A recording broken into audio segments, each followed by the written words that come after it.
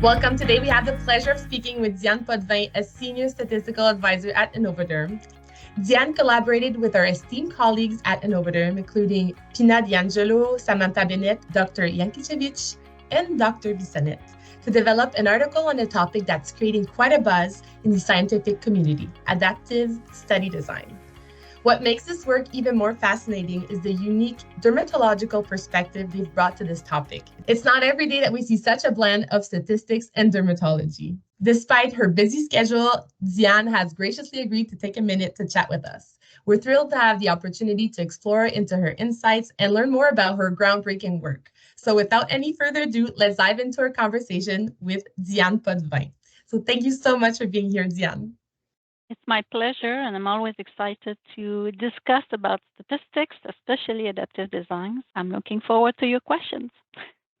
Excellent. So let's get started here. So it was quite a surprise for me to read that in 2023, only 4 derm studies employed an adaptive study design. Was this figure a surprise for you as well?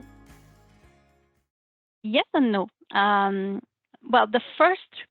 one of the first reasons might be that we underestimated this count, because when we're looking on the web with keyword for adaptive designs for different things, we realized that in many studies, even though they use adaptations in their design, they will not necessarily mention it in the title or in the synopsis, or so that's difficult to really get an exact numbers of studies that use that kind of designs in dermatology. Another reason I think is that for dermatology, usually studies are sometimes, not usually, but sometimes usually are simpler, as opposed to, for example, in oncology, where we do have a lot of challenges to meet in terms of sometimes populations that are very small, difficult to find, or the urgency of finding a treatment for those conditions where it's a question of life and death. That might explain why we found very few of them in 2023 and even in the past. But we're really looking forward to increase that number because we believe that for some, not all studies, of course, but for some studies, it would be quite interesting to use such designs for the drug development. Definitely. So adaptive design requires the involvement of a specific and independent team of biostatisticians and programmers solely for the interim analyses. And how is it possible for a CRO to accommodate this? Well, we need, there's different kind of adaptations in terms of adaptive designs. If it's a blinded adaptive designs, where we will always keep the data blinded, we don't have to break the code and to know who received the treatment, who received the placebo. Sometimes we could use the same team, but I would always advise to use 2 independent teams, even when it's a blinded assessment. And for CROs, it's easy to put in place, especially if you have enough statisticians and SAS programmers in the team, and we have to keep them separate in terms of activities. Very often, we will have to write a blinding plan to exactly explain who's going to be blinded, who's going to do what, and where the data or where the results will be kept. So it has to really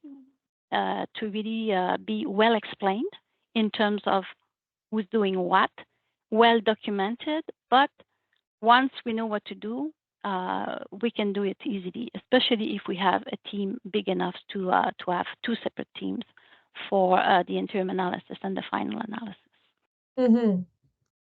The article covered the fact that adaptive study design can affect investigators, particularly in terms of withholding interim analysis results to prevent bias. Could you provide some more examples of how adaptive designs can benefit the investigators? Well, the adaptive designs have their pros and cons, and we've tried to describe that also in the paper. Um, the pros of the adaptive designs are many. For example, I'm just thinking about a phase 2, phase 3 seamless designs where instead of conducting two separate studies, having to write two separate protocols and to reopen the sites, train the sites twice, we can do it in one study and have a kind of a seamless process from phase 2 to phase 3. That's quite advantageous for sponsor in terms of saving time, in terms of saving money also for uh, the fact that you don't have to write two different protocols and the length of time in between the two studies. That could be very advantageous. On the other hand, the sponsor they have to be aware that we cannot do anything because it's an adaptive design. We have to really pre-plan in advance what we will look at when. And for sure, if we want to continue the study after the interim analysis, after looking at the data to decide if we increase the sample size, if we change the endpoint, and we want to keep the patients that were included prior to the adaptation, we need to avoid bias. And by, for example, doing a press release where we would say, oh, here are our results. We're doing much better than the placebo with this and that. So this is too much information that could include bias for the future of the study. So it has to be avoided. And very often, especially for small companies or small sponsor who really relies on investors at interim analysis or at a certain time point, this might discourage them to go with an adaptive design because they have to take that, keep that in mind that they cannot divulge their results at large while the study is still ongoing. But there's a lot of pros that can be that should be considered. So it's kind of a risk benefit, right? Exactly. Yeah. As you mentioned, it's advised against publishing a press release following an interim analysis to prevent bias. So, what if the information is still disseminated externally? How can a sponsor manage this on an ongoing study? I would say that we should avoid accidental dissemination. And if we really want to have this information shared with a smaller group of persons, as an example, it has to be well described in advance. Again, in adaptive designs, planifications, and documentations of what we are planning to do is very important. For example, if we want to have an interim analysis and maybe go to the FDA or the EMA or Health Canada for an accelerated approval, we might say that we will look at the data.